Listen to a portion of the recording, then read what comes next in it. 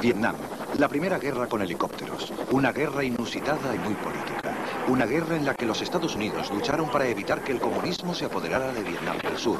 Una guerra que, de simple revolución, pasó a ser una guerra convencional entre ejércitos con helicópteros armados en el aire y lanchas rápidas vigilando por los ríos.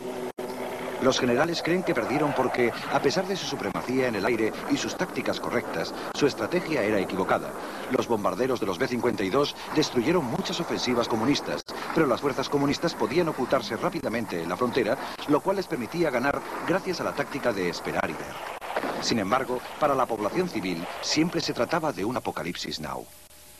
Para ellos significaba el último capítulo de una guerra de 10.000 días, cuyas causas se remontaban al año 1945, cuando tuvo lugar un levantamiento de los comunistas Viet Minh, origen de una guerra sin cuartel que amenazaba a toda la Indochina francesa. Para frenarla, los franceses decidieron recuperar un remoto pueblo llamado Dien Bien Phu. Esto supuso el asedio por parte de 5 divisiones del Viet Minh, el colapso de la resistencia francesa y la rendición por parte de Francia, no solo de Dien Bien Phu, sino de toda Indochina. Habiendo sido elegida por la facilidad que ofrecía para recibir avituallamiento y refuerzos por el aire, Dien Bien Phu fue tomada de nuevo por los paracaidistas coloniales franceses y por los paracaidistas cazadores en noviembre de 1953.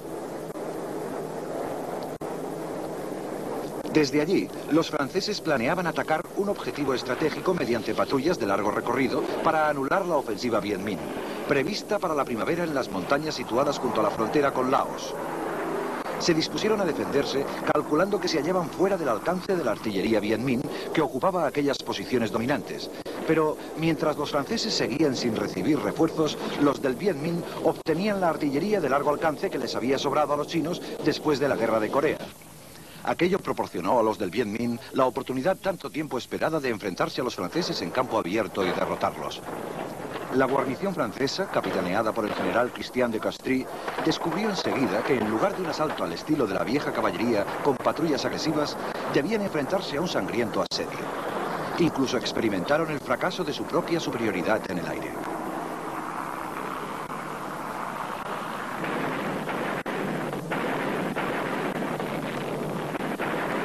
Desde las colinas, la artillería Viet Minh, reforzada por los cañones chinos de 105 milímetros, deshizo los focos de resistencia franceses, mientras la infantería excavaba trincheras cada vez más cerca, antes de iniciar el asalto en masivas oleadas humanas que pusieron fin a la batalla. El uso de las tácticas de asedio de la Primera Guerra Mundial evitó que se produjeran pérdidas innecesarias en una lucha en campo abierto. Los franceses se rindieron no solo entregando sus defensas fortificadas, sino todo su imperio de Indochina. El armisticio firmado en Ginebra dividió el país. Al sur, una frágil democracia gobernada por el emperador Bao Dai. Al norte, un estado comunista regido por Ho Chi Minh, del Viet Minh. El caudillo del Viet Minh había sido Vo Nguyen Giap, un general autodidacta que había iniciado su guerra con 44 hombres y la había concluido victoriosamente al mando de 22 divisiones. Como vencedor de Dien Bien Phu, sus tácticas siempre implicaban algún fallo en su apreciación de las técnicas militares de las que carecía de experiencia. Pero ahora, tras la guerra del Vietnam, se le consideraba un gran estratega al haberse enfrentado con 2 generales americanos. William Westmoreland, que dirigió la asistencia militar de los Estados Unidos en Vietnam desde 1964. Graduado en West Point, su caudillaje se había señalado por un optimismo agresivo.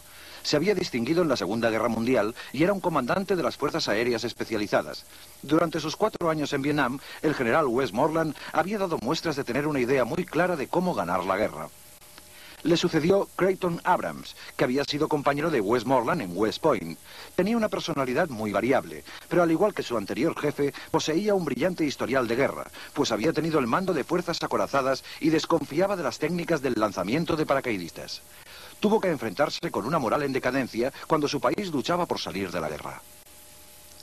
Los norvietnamitas, reorganizándose y agrupándose detrás de la zona desmilitarizada, aumentaron considerablemente su ayuda a las guerrillas Vietcong de Vietnam del Sur en los años 60. A los Estados Unidos les preocupaba mucho que, como el centro de resistencia francesa de Dien Bien Phu, todas las nacientes democracias del sudeste asiático cayeran como un castillo de naipes contra los insurgentes. Para robustecer la resistencia del ejército de la República de Vietnam, los Estados Unidos enviaron a este 33 helicópteros, los Eunis H-21, eran casi obsoletos, pero por primera vez proporcionaron una cierta movilidad aérea al conflicto. Un momento crucial que sirvió para indicar que la guerra nunca más sería como hasta entonces. Pero la ventaja para las tropas subvietnamitas fue escasa. Pocos soldados desembarcaban de los helicópteros que volaban dando vueltas y cuando lograban aterrizar ofrecían al enemigo un blanco muy fácil. En tierra, los subvietnamitas aún no habían conseguido que su ejército de guerrilleros creciera en número. Grandes esfuerzos emprendidos como la operación Estrella de la Mañana consiguieron eliminar a muy pocos Vietcongs e incluso fracasaron del todo al trabar contacto con ellos. Aquello convenció a los americanos de que el ejército de la República de Vietnam estaba muy mal entrenado y que debían hacerse cargo de esta tarea.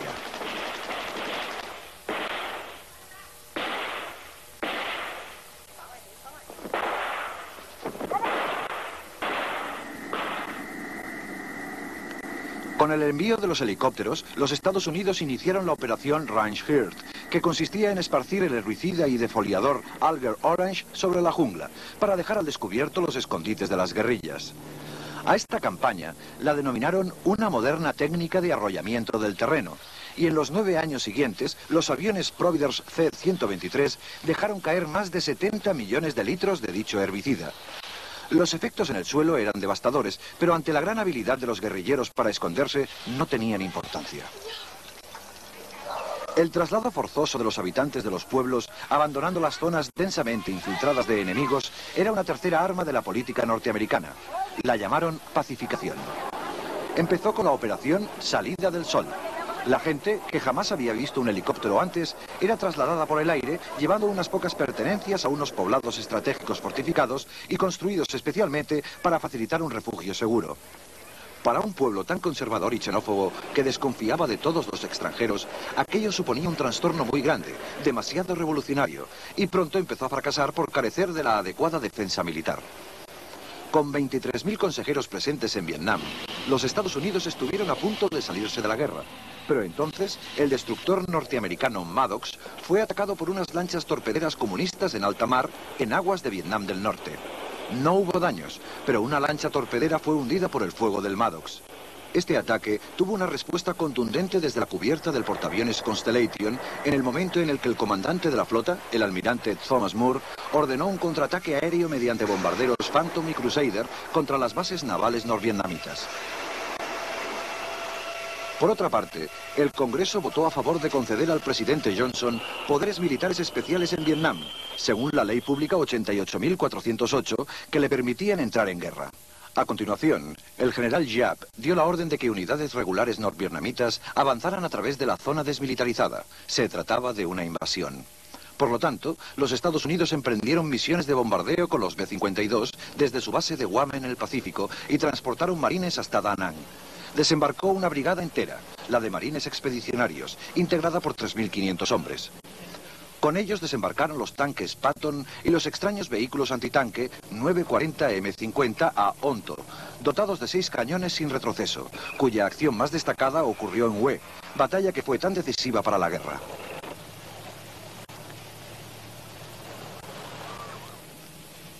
Se necesitaron 4 días para completar el desembarco.